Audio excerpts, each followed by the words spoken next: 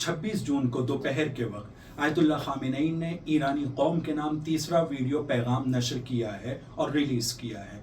इस पैगाम को वो शुरू करते हैं ईरान में शहीद होने वाले यहाँ के कमांडर्स और यहाँ के एक्सपर्ट्स जो न्यूक्लियर के टीचर्स और प्रोफेसर्स थे, उनकी शहादत पर श्रद्धांजलि देते हुए, और उसके बाद अपनी कौम को खिताब करके कहते हैं कि मैं तुम्हें मुबारकबाद पेश करना चाहता हूँ इस बात के ऊपर कि तुम्हारी वजह से, तुम्हारी आर्मी और सेना की वजह से और तुम्हारी मदद की वजह से और खुदा की मदद की वजह से हम इस बात में कामयाब हुए हैं कि हमने इसराइल को घुटने टेकने पर मजबूर कर दिया है और साथ साथ में हमने इसराइल को पूरी तरह से रौंद दिया है। और ये इसराइल ने सोचा भी नहीं था कि अगर वो इतनी बड़ी हिमाकत और बेवकूफ़ी करेगा, हम पर हमला करेगा, तो उसको इतना सख्त जवाब दिया जाएगा।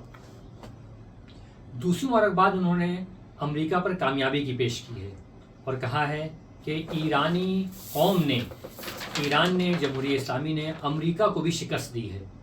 अमेरिका के इंटर होने की वजह जंग में ये थी कि जब उसने देखा कि इसराइल घुटने टेक रहा है और उसकी वाज़ेह तौर पर हार हो जाएगी, तो फिर अमेरिका को बड़ा बन करके उसे बचाने के लिए आना पड़ा। अमेरिका का आना खुद इसराइल की शिकस्त की निशानी थी। अमेरिका ने अपने इस आने को, अपने इस हमले को जो उसने न्यूक्लियर साइट्स पर किया था, जिसे सिविलियन साइट्स कहा जाता है, इन पर किया था, वहाँ पर अपने इस हमले को उसने बहुत बढ़ा चढ़ा करके दिखाया, लेकिन ये हमला इतना बड़ा नहीं था। इसके मुकाबले में जो ईरान ने हमला किया वो इस माना में बहुत बड़ा था कि उसने अमेरिका की हैबत को तोड़ करके रख दिया।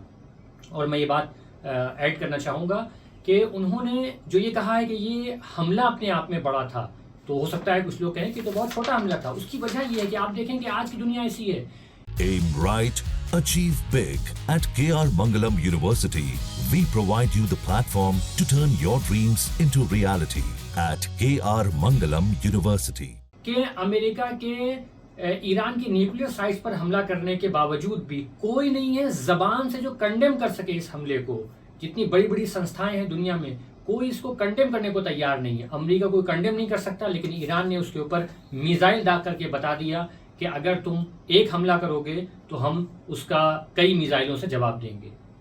तीसरी बड़ी मुबारकबाद जो इन्होंने अपने पैगाम में पेश की है, अपनी कौम के नाम पे अर्पित करते हुए वो कहते हैं कि आप लोगों का एक आवाज़ होना, आप लोगों का एक साथ इत्तेहाद और यूनाइट होना, ये हमारी कामयाबी की एक बहुत बड़ी दलील है। वो कहते हैं कि 9 करोड़ की आबादी के अंदर, जहां पर अलग अलग तरीके के सोचने वाले लोग हैं, अलग अलग टाइप के लोग हैं, और इस आबादी में बहुत तरह के आज़ाद फिक्र के ख्याल भी पाए जाते हैं, लेकिन जब उनके मुकाबले में उन्होंने दुश्मन को देखा है तो सबने एक आवाज़ होकर, यूनाइट होकर अपनी सेना के साथ और अपने मुल्क की हिफाजत के लिए अपनी तरफ से ये पैगाम दिया है कि हम सब एक हैं और हम सब मिलकर मुकाबला करेंगे। इस चीज़ को भी उन्होंने मुबारकबाद के जरिए से इसको पेश किया। इस चीज को भी मुबारकबाद के जरिए से उन्होंने बताया है कि ये भी बहुत अहम पॉइंट और नुक्ता है। चौथी बात जो, और आखिरी बात जो इस पैगाम में है, बहुत अहम है, जिसको खुद उन्होंने कहा है कि ये मूल बात है, ये फंडामेंटल बात है। और क्या है वो? कहा कि अमेरिका ने ईरान से कहा कि कंप्लीट सरेंडर करो। ये बात, यानी अभी तक की बात न्यूक्लियर टेक्नोलॉजी की हो रही थी, न्यूक्लियर बॉम्ब की बात वो लोग कर रहे थे, या ईरान की मिसाइलों पर नेगोशिएशन की बात चल रही थी, लेकिन यहाँ पर कहा कि नहीं, बल्कि मुकम्मल ईरान को मुकम्मल तौर पर सरेंडर हो जाना चाहिए। आपने कहा कि ये ऐसी बात है कि जो लोग ईरान को, ईरानी कौम को पहचानते हैं, वो इस बात पर हंसेंगे। इस बात पर हंसेंगे क्यों? क्योंकि ये अमेरिका के लिए ये बात कहना, अमेरिकन प्रेसिडेंट के लिए ये बात कहना बिल्कुल ऐसी जैसे छोटा मुंह बड़ी बात है। वो अमेरिका ईरान से कभी नहीं कह सकता है सरेंडर होने के लिए। क्यों? क्योंकि ईरान के पास में जो कल्चरल एसेट पाया जाता है वो अमेरिका से कहीं ज़्यादा है। शायद मैं यहाँ पर वजाहत करना चाहूँगा अपने देखने वालों के लिए कि वो किस कल्चरल एसेट की बात कर रहे हैं। मुहर्रम करीब है, हम जानते हैं कि ईरान वो जगह है कि जहाँ पर इमाम हुसैन का गम मनाया जाता है, इमाम हुसैन की तालीमात को बयान किया जाता है। यहाँ का बच्चा बच्चा अपनी माँ की आगोश से हुसैन हुसैन सुन करके पलता और बढ़ता है। आपने ललकार करके कहा है कि अमेरिका ऐसे ईरान का कभी मुकाबला नहीं कर सकता, ऐसे ईरान से सरेंडर होने के लिए नहीं कह सकता।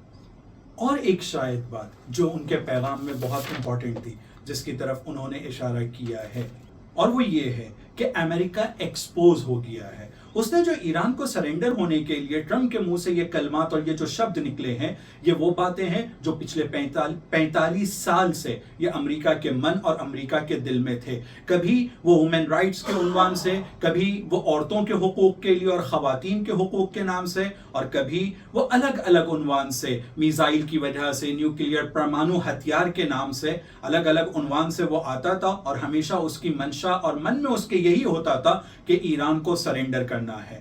لیکن یہ وہ ورڈز تھے اور شبد تھے جو وہ چھپا کے رکھتے تھے. لیکن اس بار اسرائیل کے حملے کو دیکھ کر ان کو یہ لگا کہ اب وقت آ گیا ہے کہ اپنے من کی بات سے اس نقاب کو ہٹایا جائے، اور کھل کے اس نے اس بات کو کہا ہے اور ایک طرح سے ایکسپوز ہو گیا ہے. جو چیز 45 سالوں تک کہ انہوں نے چھپا کر رکھی تھی اب ان کے زبان پر آ گئی ہے، اور ایران کبھی کسی کے آگے سرنڈر نہیں ہوگا. جیسے فصاحت صاحب نے بھی کہا، یہ حسین کو ماننے والی قوم ہے، یہ جھکے گی نہیں، یہ سر تو کٹا دے گی لیکن کسی کے آگے جھکے گی.